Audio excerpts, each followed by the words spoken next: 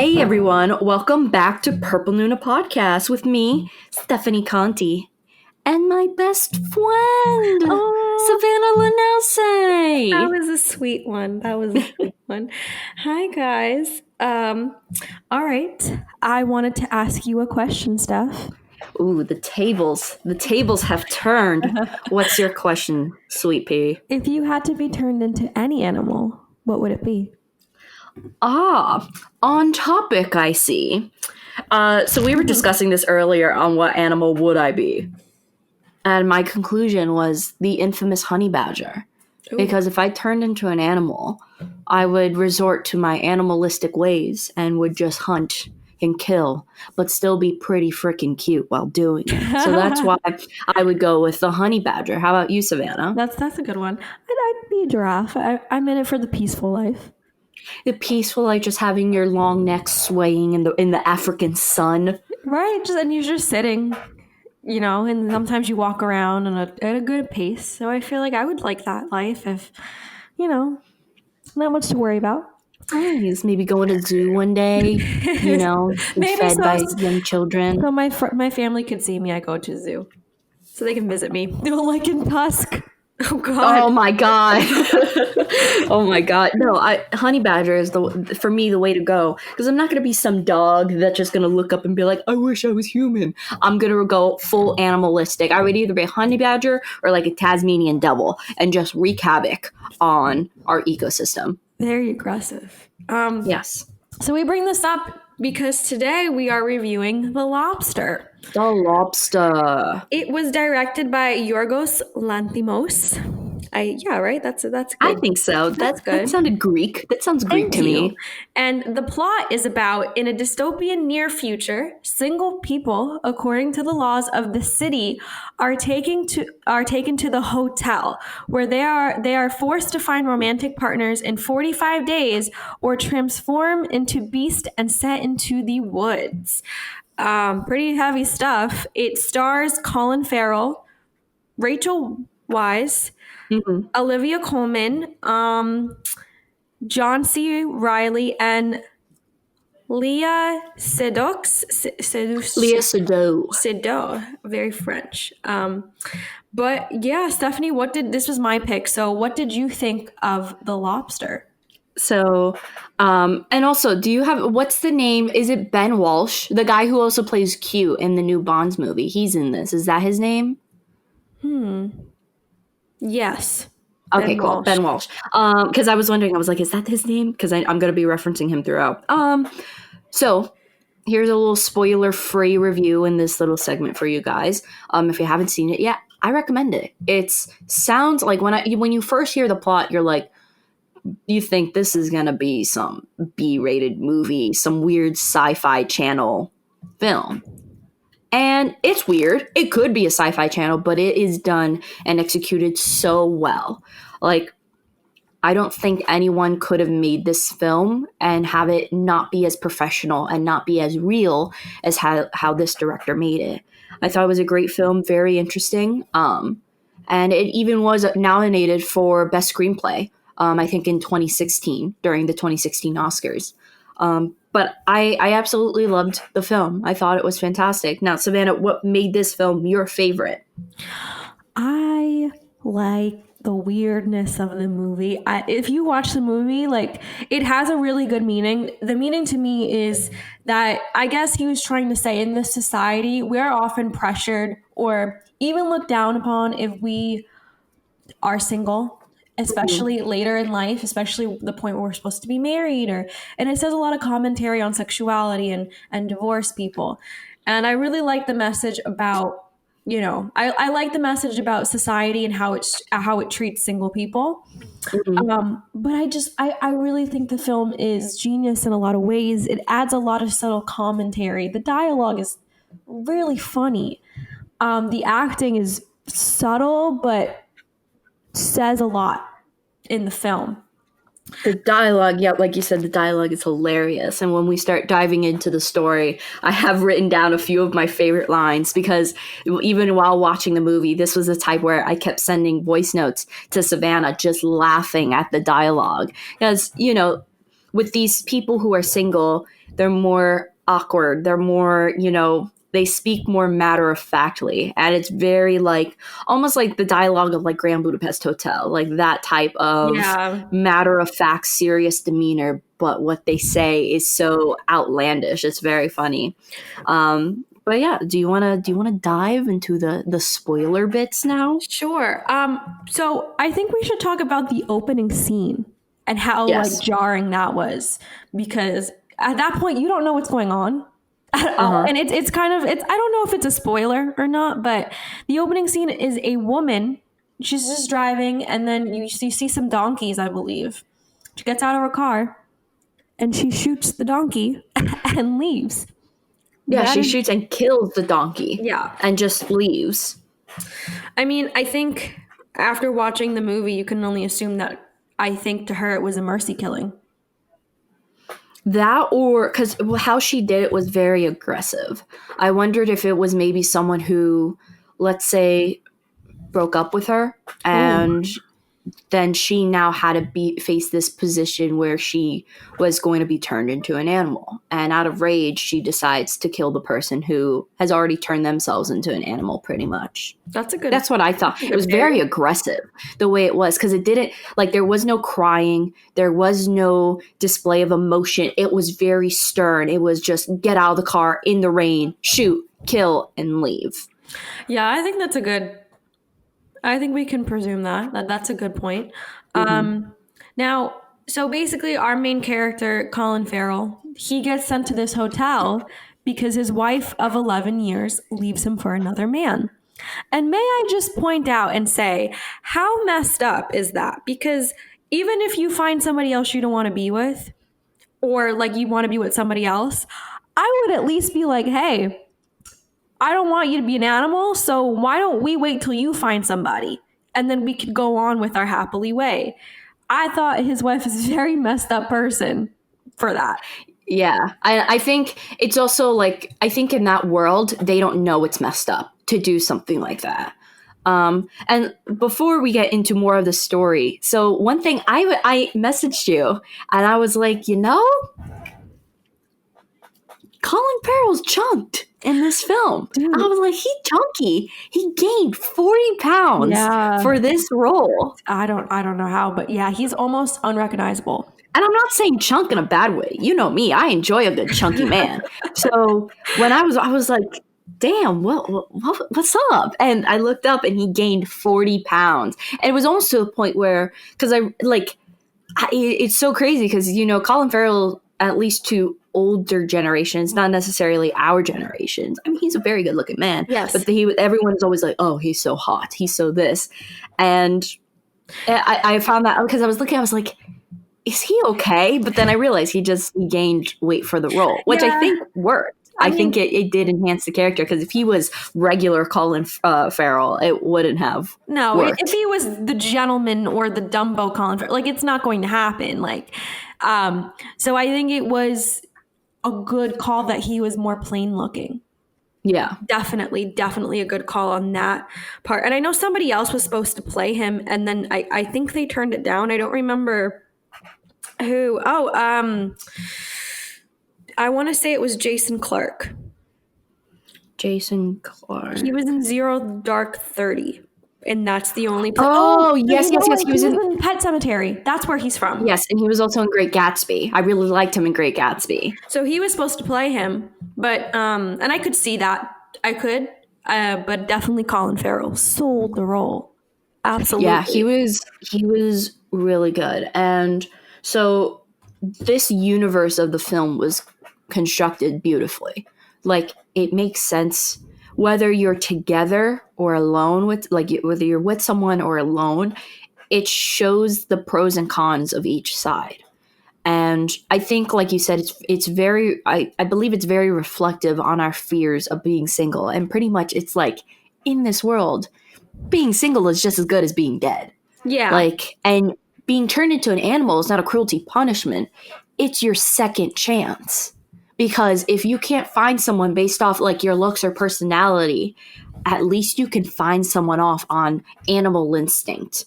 And that is like the most backhanded, that is the most backhanded thing I've ever heard. It's like, oh, if you don't cut it out, if you're not good, if people don't find you attractive enough, if you don't find someone attractive enough, or if you don't have a good personality, don't worry. You'll get laid the way animals do, because they don't care about your personality. They don't care about your face. And it's just like, that is the most backhanded thing to say, especially to a society. So I truly felt like they represented loneliness as like a death sentence in this film. Which I liked a lot. There's also very little things in the film. So like when the character's name is David. When David goes to the hotel and, this woman's answering questions, like asking questions. And he's talking about her sexuality. He goes, hey, is there a bisexual option by chance? And she goes, oh no, we got rid of that because of technical issue. You have to pick between homosexuality and heterosexuality. I do feel like the director was trying to make a statement about how a good amount of people also view bisexuality as something that's not technically real.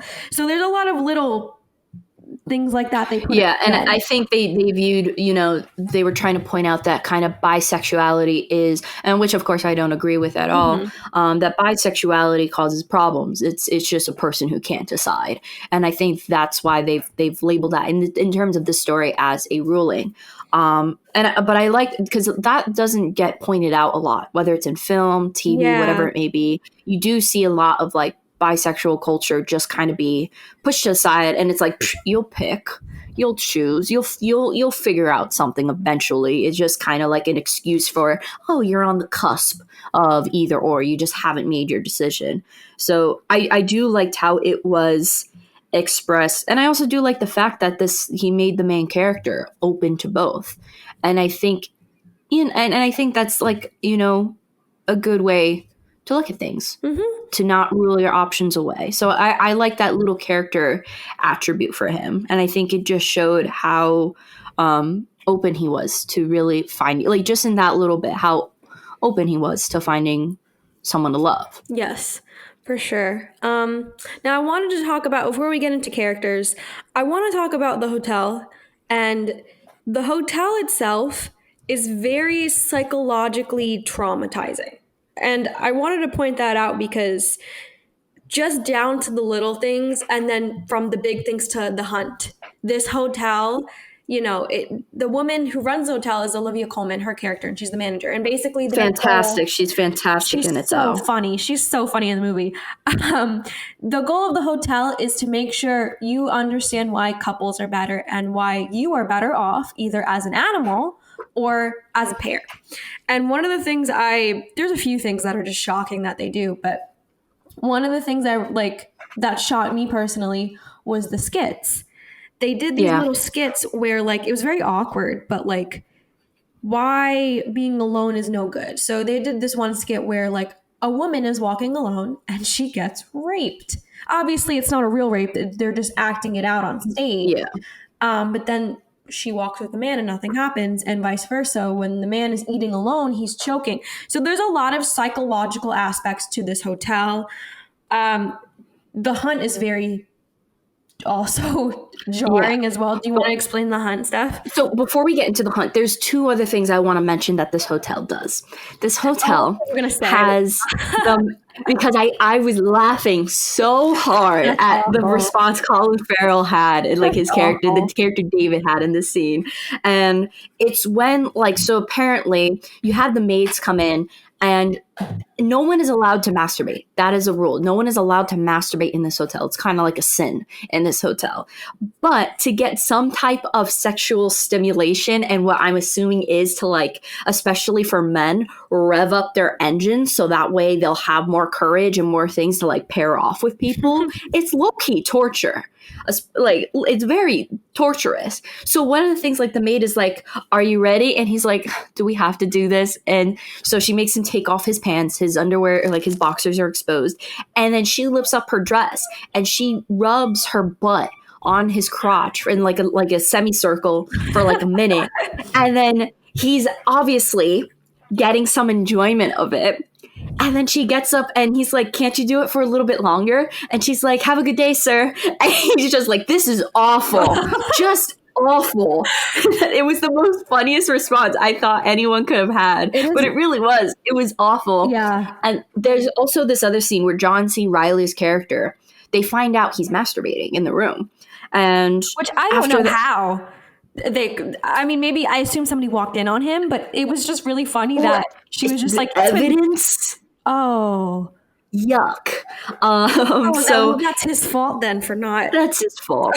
But there might have been some evidence, and that's why they said that they found like a magazine. And one of the things I love what Olivia Colman says because he was pleasuring himself to an image of a woman on a horse, and Olivia Colman goes, you know what? You shouldn't be looking at the girl because that's not your future. You should be looking at the horse and idolizing that horse. Oh, God. Like pretty much say like, and I thought that was like, whoa, like that was so like, so just what an insult to say to someone like, oh, the pretty girl, you're not going to get her, but you could be the horse. You could be the little, horse that she rides. Like you could do that. So I thought that was a little great scene, but the hunt. I actually do want to, before we move on to the hunt, one thing I really liked, I even though I think it's really funny, but one thing I think that's very subtle about that whole thing is you never see that sort of shift to the women. You kind of just see how it affects the men. And I also think that's a comment to make, saying that women don't deal with those sort of sexual drive issues, which is not true. But I do feel like the film does subtly comment at like, oh, like we don't have to worry about women. We just have to focus on the man. And I think also too, like anatomically speaking here, if the women do what they need to do, it's not as evidential as what a man needs to do. So absolutely. I think also a woman, and I wonder if the same, because if you notice only like, because there's a scene where it's like, oh, your right hand, I think it's actually like the hand that they pleasure themselves with is tied behind their back, and so they have to do things like just for like a day without that hand just to get acquainted, but you don't see any women doing that. That's what I mean. So I feel like that's also making some kind of statement there, which I liked. Yeah. So I wondered. I really wondered if in this director's head what the rules were for women, because we only really saw the glimpse of the rules for men. Mm-hmm. Which I was also very surprised, because one of the things that I was a little bit surprised with the dress code was because, they made all the men wear suits and they made all the women wear dresses, like especially towards dinners and events and stuff like that. Yeah. Which I understood. I think it was a way to remove personality from the clothing, because I think also people, if someone had an inclination that someone was rich, they might just go to that person just for the sake of them being rich. If, someone came in with like the Rolex and things like that. Right. But one of the things I was surprised with was the bathing suits that they made the girls, like the girls were allowed to wear bikinis, which I was a little, because everyone dressed, it seemed so conservative at first. So I was surprised that like whenever you saw women in the pool and stuff like that, they were able to wear little tiny little bikinis. Yeah. And I think, that's also a statement in itself. I would assume, like, I understand what you're saying about like, oh, like, rich. And I agree. I feel like that's probably why they made them all equal. Mm-hmm. But at the end of the day, I do think like with some of the more revealing clothing, like the bathing suits, I do think there were some little things that were like, okay, like here, you guys can wear bathing suits and whoever, maybe has the best body will get in, or because there's a weird scene where he's talking to a woman that has nice hair. And mm-hmm. she's just like, well, you can't buy nice hair. Like, you have to be born with it and all that stuff. So I do feel like with the bikini, there were points of the movie where they did try to give some advantage to some women than others. Yeah. And I think also I like just thinking about it now, I think it's also to appeal, like pretty much the way that they combine people and that they mate people is based off two things. One, single similarity, and an animalistic attraction. Yeah. Like it kind of just seems like especially with that one similarity. Like, it's just crazy to think, like, if it's not a place that linked you, if it's not a hobby or a condition that links you to, like, then you guys just aren't fit to be. Yeah, it's really scary. But I think, we should probably get to the hunt, which is The the hunt. most psychotic part of the movie. Do you want me to explain it, or do you want to explain the hunt? Go for it. Okay, so the hunt is essentially, it's a way that these people can fight to further live and not be turned into an animal. And what they are given tranquilizer guns. And they are sent into the forest. And there are, people who have escaped the hotel, who live in the forest, who sneak food from the hotel to them. Like, there's a big group that has left. And I believe not only can you hunt those, but you can also hunt the people who you are at the hotel with. And so, because it did seem like, did you get that impression? Because I wasn't sure at first if it was only the people in the woods. I don't think there were like solid rules, to be honest.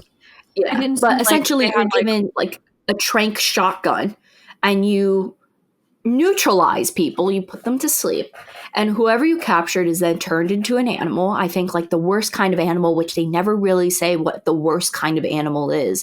But for every body that you shoot, you get days extended. You have more time to find the person you love. So there's even this one female character who's just psychotic, and all she does is do the hunt. So when she goes and does the hunt, like they tell, like, okay, you've been added, an extra day. That means you have 35 days left. They go to this psychotic chick and they go, oh, you got 4 kills. So you are at now 180 days left. And you can just and just from that, like it's a way just to get people to stay there longer. It's a game. It's just a game that people can play to, not only does it help the hotel and capture people who have left the hotel and broken the rules, but for people who don't want to turn into an animal, it's their only way of fighting that. Right. Yeah. It's very, when I first saw that, I was like, ooh, this is not even just like trauma. This is like sinister. Before I move on, because I think we should talk about characters in specific, I just want to say I love the music in the film. Oh my God, the music was stunning. It was probably by far one of the best. Like, because I love a film that has like music everywhere. I feel like only certain films can get away with not having a lot of music. Yeah. But this one, the score enhanced it so much, especially because there's a lot of slow motion scenes in here, and it's very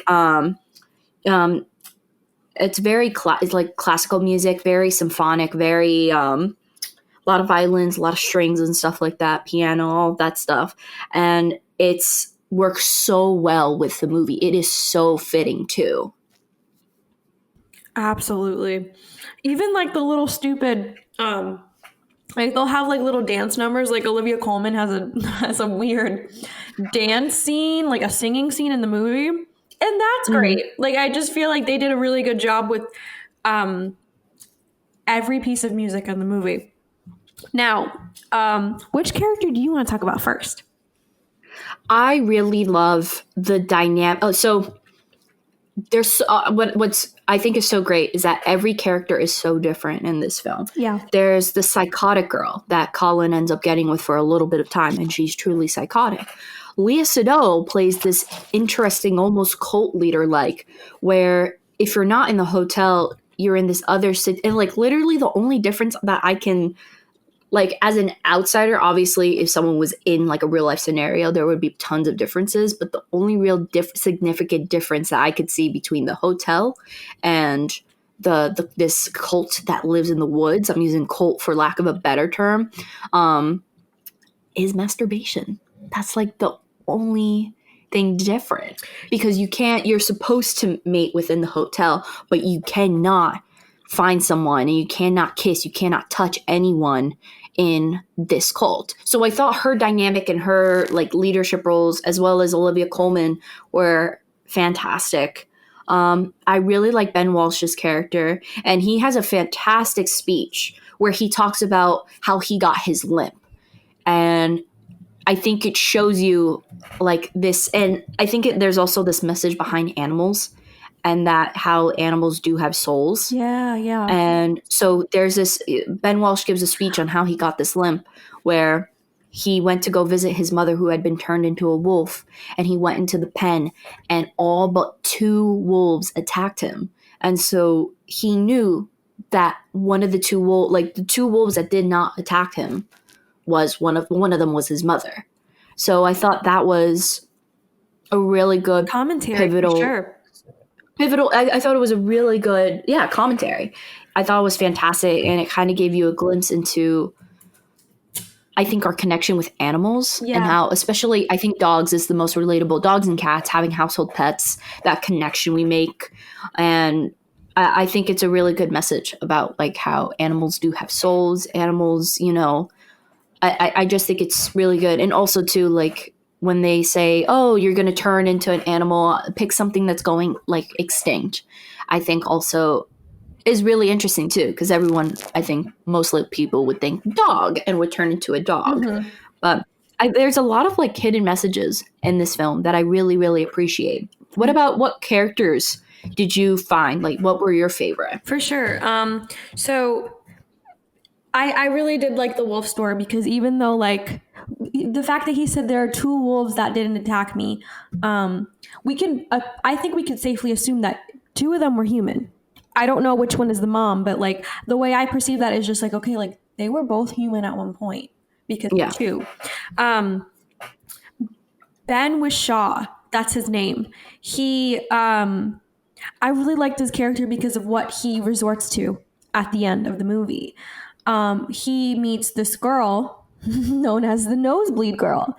Mm-hmm. And I think you kind of see that like he's attracted to her, but I also think it's an act of desperation just on my part, because what he starts doing is he starts literally like banging his head against tables and just making himself bleed in a lot of ways to be coupled up with somebody. Yeah. So I think he sort of represents the whole like, okay, like I need to find somebody, or like I'll be an animal. And I like that storyline for sure. We haven't gotten to her character, but short-sighted woman, Rachel Weisz's character. I love her. She was very good in the movie. The butter biscuit woman in the movie. There's this woman. The butter biscuit woman. I think that's her name. What a crazy character. Yeah, they call her the butter biscuit woman. The only 3 people who have names are David, John, and I think, but it's Whishaw, right? It's not Walsh. I knew it wasn't Walsh. No, yeah, and I realized it wasn't Walsh because I had a fact on here and I was just like, oops. Yeah, they're the only Walsh. 3 that have names. All of the 3 males are the ones that have names. Yeah. All the women and everyone else don't have names. But what was I saying? Oh, butter biscuit woman. I like what she represented because she was the most desperate out of everybody. And she was just kind of like telling everybody, she's like, oh yeah, like I'll do anything. Just come to my room. Like if I don't do this and that, like I'm going to kill myself. Like she tells Colin Farrell at one point in the movie, like if I don't meet somebody, I'm going to kill myself. And she tells him how she does it. And she does end up killing herself by throwing herself out the window. And it looked like a failed attempt because she didn't jump high enough. Oh, and she's just on the floor screaming. So I think they might have just turned her into an animal. And because at one point, isn't there a crane or another animal? I could be wrong. I think I saw a crane yesterday, and that's why I'm thinking crane. So I thought maybe she was turned into an animal because, I mean, after that, they probably, after a suicide attempt, I would assume they would just be like, nope, you don't get a second chance. And they turn her into an animal. I could see that. But okay, yeah. So she tries to commit suicide. And basically, I like, even though her character was like cringy to watch, I liked that representation because some people can't handle being alone, and loneliness kills people. And and they can't even handle to like not go without touch. Even like they would resort to do somewhat degrading things. Yeah, and I think her character did a really good job at being that representation for the people that like almost can't comprehend being alone. Can I dive into the psychotic woman now? Oh my God. I'm happy with her fate, but go ahead. So the psychotic woman, so there's this woman, she's the one who has hunted and has just continued to do the hunt. She gets like 150-day stay there because she's such a good hunter. She, I think, is a representation of those who are heartless, those who don't know how to love. Yeah. And I think it represents more of like, not a like, I don't want to love, but a mental issue that prevents love, like a sociopathic type. And I thought it was a really good insight, although her character does have a twist. I thought it was a really good insight as to how people like her find some type of love, something that they consider love to them. People who are mentally, emotionally withdrawn from that concept. So the way that Colin Farrell gets paired up with her is that she pretends to drown, and Colin Farrell does nothing about it, knowing he's being tested. So as soon as she fakes drowning and comes up from the water, she chokes on the thing and then starts to drown. And then as soon as she's done, she's like, I think we're a match. Because he didn't attempt to save her. So he pulls a Ben Walsh. Wishaw. Yeah, whatever. Yeah. Ben Wishaw. I'm saying Ben Walsh just sounds right. Wishaw. Ben Walsh. I'm sorry, Ben Wishaw. He pulls a Wishaw and basically pretends to be as heartless as her. And she starts getting inclinations because while they're having sex, he tries to lean in and kiss her. And obviously she's not about that. She wants to just stare at him while the lights are on, which is it's a little different. It's not the normal conventional type of love making. It's definitely a power move. Yeah, for sure. But she gets this idea because they are then moved into the double suite.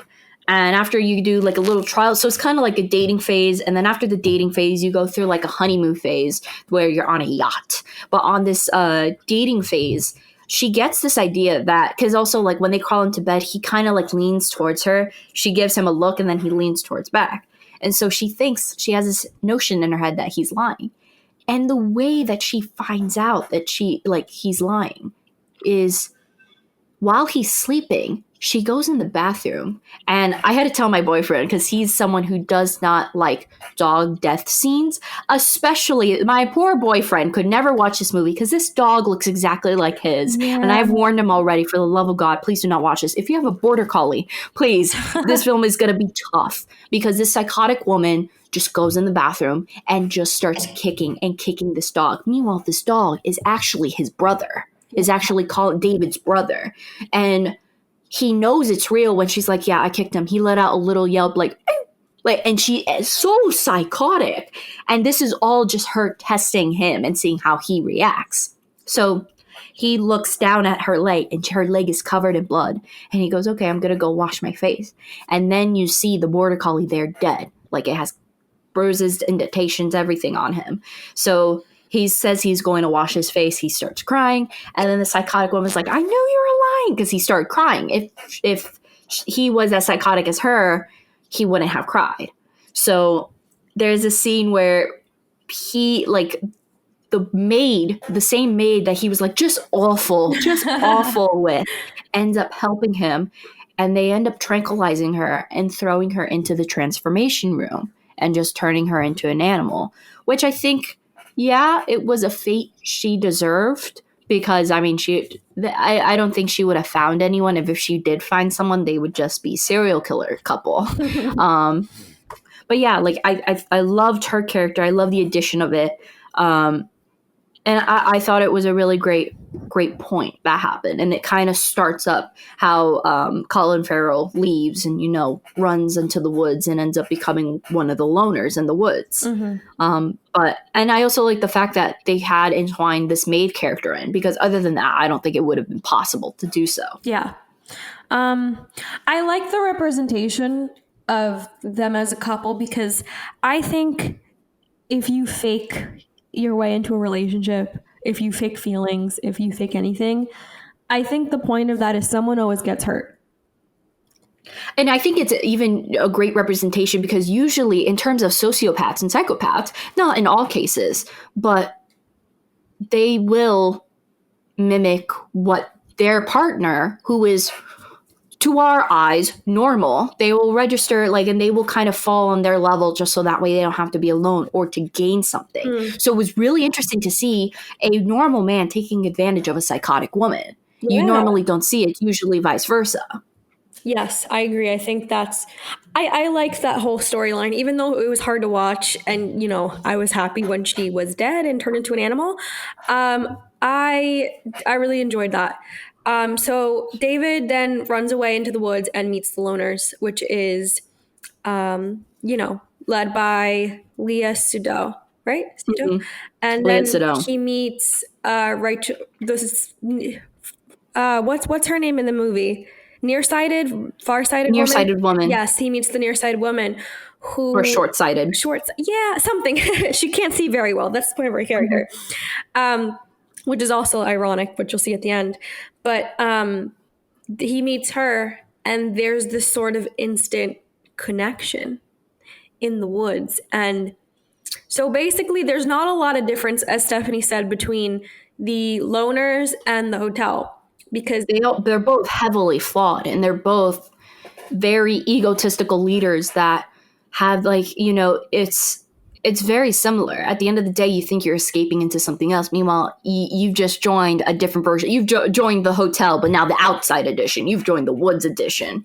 And they're both... it's just parallel. Yeah. Yeah, it's so, like, because it's like, oh, okay, you need to find someone, you need to do this, and then you have the other side of the spectrum where it's like, no, you need to be alone, and you need to die alone. Like even to a point where you have to dig your own grave, and you crawl into it, and the only thing they will do is throw some dirt on top of your face so the wolves won't get you. Literally. It's crazy. But yeah, do you want to talk about what happened sort of in this part of the film? Obviously, Rachel Weisz and Colin Farrell, their character, short-sighted woman, and David, they cannot have their relationship. So, but of course, they have this instant spark and connection.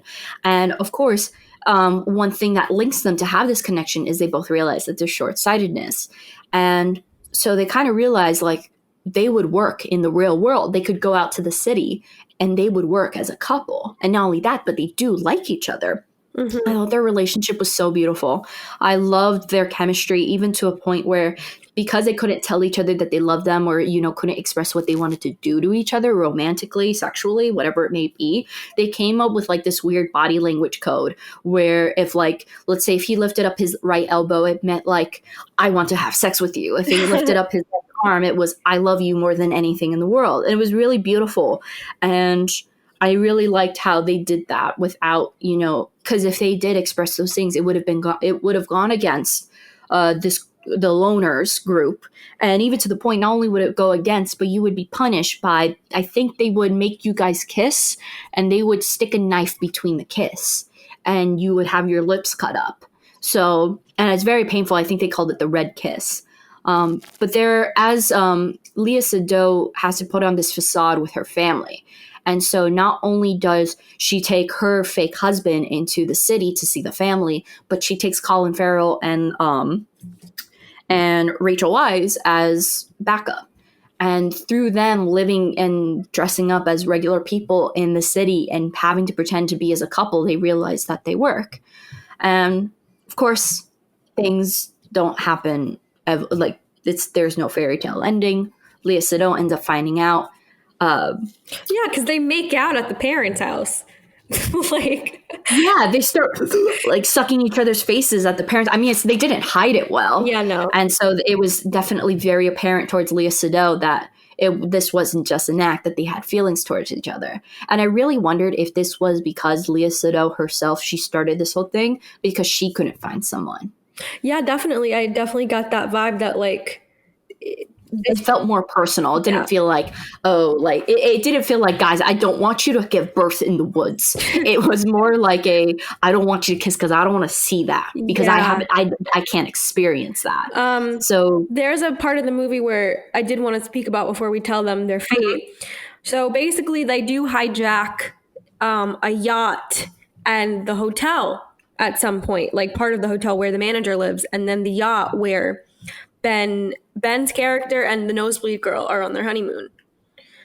And I really like that scene because Leah Sado, she has a gun to the manager's head and she goes, "How much do you love her?" And he goes, "Yeah, 14 out of 15," which I would have been mad if my husband said 14 out of 15, but whatever. And he said, and she goes, "Okay, well, who could live better in the outside world?" And he goes, "I can. I can live without her in the outside world." And she hands him the gun and she says, "Okay, then you do it. You do it." And he goes to do it, but there's nothing in the gun. And it just shows Olivia Colman's character that her husband just would have killed her.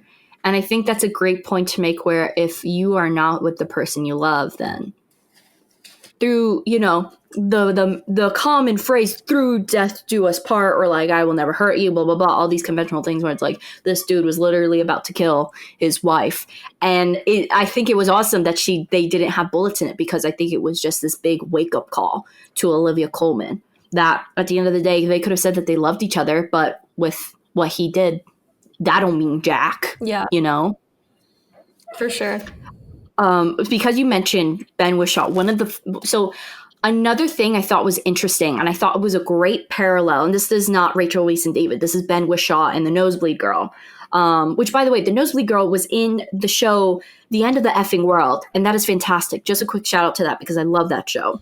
But Ben Whishaw and the Nosebleed Girl, because they were fighting, the solution to fighting is having a child, which I think is a huge reflection today and is one of a huge issue in American culture that I've at least seen. And I think culture all over the world, where people think, oh, we're having issues, add a kid into the mix. And they think, oh, that's supposed to bring everything together. But no. I think that is such a horrible idea of execution. It's like, go to therapy? Nah, just pop out a kid.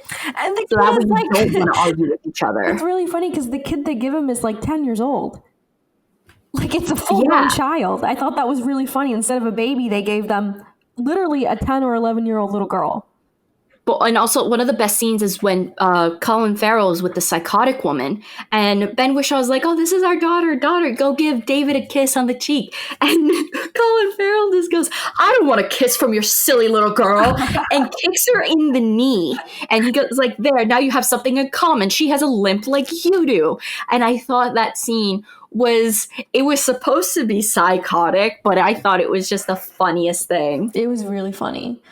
It was really funny. But back to the ending and the fate that happens to Colin Farrell and Rachel Weisz, is that Rachel Weisz was scheduled to have LASIK. And because she's of her short-sightedness, that Leah Sado was able to get her LASIK. And Leah Sado ends up having the doctor blind her, because she knows her relationship. And now keep in mind, not only is she blind, like, she has to go through the hunt. She has to now essentially be hunted now while she's blind. She has to survive blindly in the forest. And I thought it was like, I was not expecting that. And I thought that was this great pivotal point, because not only did it cause drama in Rachel Weisz's world, but it also showed now, like, hey, Colin Farrell and Rachel Weisz no longer have something, they no longer share similarities. Yeah. Are they still compatible? It's really sad, too. Well, she ends up killing Leah Sado. They end up killing her, right? Or did they put her in the grave? That was David. Right. So when she's blind, she stabs one of her friends because she thinks she kills Leah Sado. And Leah Sado kind of mimics and falls to the floor acting like she died. Meanwhile, she didn't. Right. It was just to play games like, guess what? You thought you killed me? Guess what? You don't have sight anymore, so you don't know. And it was David's character that when they escape, they kill her in her sleep. And they throw her into, I think, David's grave. And they just kind of put I think they barely covered her. And so you end up seeing like wolves coming up and licking her face and stuff like that. But the way it ends is that they try to escape into the city and I think their plans is getting married, getting an apartment, and having that simple life. But because they no longer share that physical attribute that bonded them, the final scene is Colin Farrell debating on whether or not he's going to blind himself. Oof. So that way they can be a convincing couple. I mean, yeah, and basically you don't know. The last literally maybe 3 minutes of the movie is just watching her sitting there at the booth, the diner booth, eating. Wondering if he did it. Yeah, and you don't really know, which I thought was awesome. I love the ending of the movie. Yeah, it kind of reminded me of the ending of 4 months, 3 weeks, and 2 days, where it's kind of like it kind of asks you, like, what would you have done in that situation? What do you think happens? I think he loves her too much. I really think that he would have done it. I think he will only blind one of his eye, so that way they have that one share. But I don't think he's brave enough to lose both eyes. That's interesting. Because I don't know. I've thought about it a lot, and like I genuinely don't know if That's just based because this character like seemed reinvented when he meets Rachel Weisz, and I don't see him wanting to lose that because they have not only, despite them not having the same attributes, they had the same dreams of, going to Italy, going to Portofino and stuff like that, even if they don't have kids. And I think it was just this, like, at the end of the day, do you think that they loved each other? Or do you think they loved the idea of not being alone? No, I think especially Rachel, you can see it through Rachel Weisz because she's a loner, and she, I think, was cool being a loner and, doing the silent disco dancing thing by herself. And That was so weird. good. They have clubs like that, where you listen to your own music and you just veg out in a club. That was so weird. I think she was okay with being alone until she met David. David, on the other hand, I don't know. I think, you see him flourish as a character, but, that whole I'm short-sighted too, that kind of sparks the relationship. And now that that's gone, sometimes I wonder if like something was taken away along with that. But at the same time, I don't see him just as a character leaving her behind. Yeah, I think he's too good for that. I think his character was, at the end of the day, all this character really wanted was to be loved, even though he had a hard time expressing it. There's a certain physical want. I think especially when he goes after the psychotic woman, it's not a sense of want, it's a sense of need, of needing to be with someone. I think he comes across as a very codependent person, where in order to fully be himself, and when we start seeing how he really is, it's when he's with another person. And some people are just like that. I think, like you said, Rachel Weisz is someone who can easily be on her own, whereas I don't think David could have been on his own. He just comes across as a very codependent type of person. Yeah, I agree. I think you see that a lot through the film. But I do love the movie, like the ending of the movie, because I think it lets you sort of decide, and I don't think there's necessarily a wrong answer. I just happen to believe that he wouldn't. I don't know what he would do, because part of me also goes, he could just tell her he's blind. He could pretend he's blind. That too. He could have easily done that. But I think at that point, like, remember, he had already just gone through lying with someone. Yeah, I think so. Yeah, and, right. and also remember, it wasn't at the end of the point. If it wasn't at the end of the day, it mattered whether or not she thought he was blind. What mattered is if they were both blind, people wouldn't suspect them as to be like, what's your common thing? I mean, they easily could have said, like, we went to the same university. Like, they could have, with my best Irish accent I could have ever done. Like, they could have said, like, that they went to the same school, that they are the same major, whatever it could have been. But at the end of the day, that would have been tested. But if you say, like, we blind, it's like, you can't test that. No, yeah, and I think you see it through the, also, like, the Nosebleed couple. She didn't limp, and the only thing that really mattered was their physical similarity. So I think your assumption was right, that maybe he does blind himself, but only one eye, because theoretically speaking, and I'm not trying to be like ignorant, but like I don't know how a blind couple would work by themselves. I think it's also the fact a newly blind couple. Yeah, that's true. Or a newly blind couple who then have to, because normally with blindness, it usually happens after an accident. It doesn't, like, to have two people, it's like, no, we've been recently blinded. And also, Colin Farrell would have come out of the bathroom with an eye bleeding. Oh, yeah. And like he still probably could have had vision. It just his eye would have been jacked up. A simple solution, guys. Make him wear an eye patch. Be like, I'm blind. Yeah. And then like if someone takes it off, just pretend you're blind. Yeah, just roll your eyes. Learn how to roll one eye in the back of the head. Or he could have gotten the one contact that kind of makes your eye look like, like white. Could have done that. Given himself a lazy eye, say it's a fake eye. I don't know. I just really wish in the end that they both made it because I really liked them. I loved their chemistry. Yeah, and I think at the end of the day, like, would that make it real? Like I think the whole faking being blind, even though maybe that's something I would do because, but I think he does end up at least blinding himself in one eye because some part of it has to be real, even if it's just between them. There has to be some element of like, because like you said, like he ended up lying for the psychotic person and somebody got hurt because of that. So I do feel like at the end of the day, like even if he doesn't completely blind himself, there has to be something real that they could show people. So now what would you do if you were in that world with your husband? Would you blind yourself? I don't think. Which way would you go about blinding yourself? Because I have a way. I don't think I could physically do it myself. Like, I don't think I can go into the bathroom and stab my own eye. Like, just like, I don't think I have that willpower. I'm going to be completely honest. I'd have to fake it because I cannot mentally even handle thinking about blinding myself. There have been a lot of situations in my life where I've had to get like recently last year, I had to get a procedure done before I got married. I cried just thinking about it. And I cried the minute I stepped into you know what I'm talking about, into the doctor's office. So mentally speaking, I don't think I could even like mentally comprehend blinding myself. So as sad as it sounds, I think I would have to figure out a way to like fake it to everybody. So here's the thing. I'm blind. Legally, my vision is horrible. I can still see things with glasses, but my eyesight is horrible. So then I think Zach, my boyfriend Zach would have to fake it. He would totally fake it. But the way I would do it, I would be like, no, don't stab your eye like an idiot. Let me take a BB gun and just boom, right in the eye.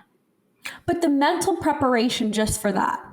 Like it, I mean, you have to realize my cousin actually was shot in the eye with a BB gun and went temporarily blind for like 3 weeks. Oh my god! But luckily, it didn't hit. Yeah, my cousin, she because she was a kid. She wore like a blindfold, and then after like the gun didn't shoot, and like the BB gun, and so when she lifted up her eye and was like, "Did it work?" and then it went pew and hit her in the eye. So yeah, so I was there when I was there after the incident happened. So I mean, if someone was like, "Oh, I have to blind you with a BB gun," I'd be like, "Okay." See, I can't. I can't comprehend that at all. And they think also you have to be mentally prepared not only to be blinded, but to be blind. You have to be mentally prepared. So that's why I feel like he doesn't completely go all the way through with it. That's fair. I think for me, like, because you wear glasses, but I don't know anyone whose vision is as bad as mine. Yeah. Like, my vision is just awful. So, like, when I take off, like, it's to the point, like, if I'm sitting in a doctor's office and they say, like, oh, look at the chart with the big E on it. I take off my glasses, my vision blurs it so much that I just see a white piece of paper. My vision blurs it so much that I lose color. So I've experienced that. So for me, if I had to like be blind, I'd be like, yeah, just do it in one eye, whatever, beep gun, boom, just do what you got to do. Have you considered getting surgery for that? I have, but I'm terrified of what happened like with Rachel Weisz, because there's always there's a possibility you can go blind. Yeah. And there's always been there's articles over the past few years that have been saying that LASIK should not be on the market because a lot of people have had either and the issue is with LASIK, it's not permanent for everyone.